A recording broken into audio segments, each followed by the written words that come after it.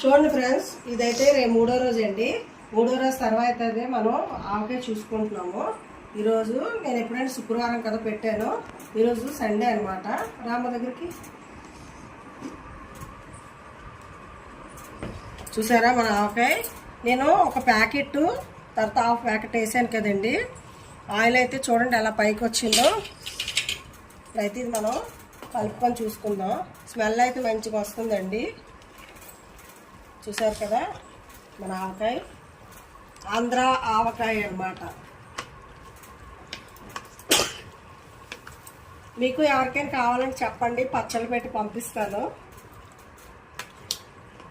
చూసారు కదా మన ఆంధ్ర ఆవకాయ. స్మెల్ అయితే సూపర్గా ఉందండి. స్మెల్ అయితే ఇంకా గుమ్మగుమ్మలు ఆడిపోతుంది.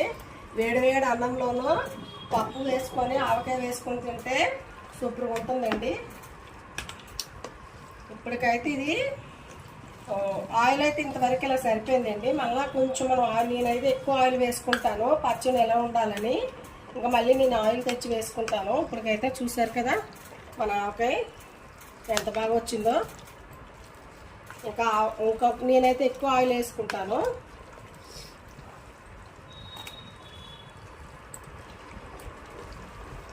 త్రీ డేస్ తర్వాత తీసానండి. చూసారు కదా ఆవకాయ కలర్ ఎలా వచ్చిందో.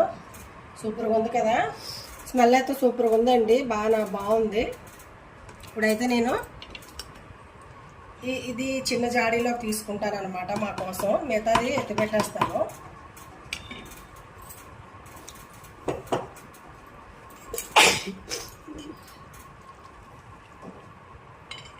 మళ్ళీ మనం వాడుతాం కదండి. వాడుతున్నప్పుడు కాడి నుంచి ఇంకా ఆయిల్ అలా తగ్గుతూ ఉంటుంది. అదైతే మనం మళ్ళీ ఆయిల్ చూసుకుంటూ వేసుకుంటూ ఉండాలండి. అలాగైతేనే మీకు మొక్క ఎక్కడా కూడా చెదరదు. ఆయిల్ కానీ తగ్గింది అనుకోండి మొక్క మీకు ఇదైపోతుంది, మొక్క డ్రై అయిపోతుందండి. అలా కాకుండా మీరు చూసుకుంటూ వేసుకోండి. చూసారు కదా ఫోటోది మన ఆంధ్ర ఆవకాయ పికిల్.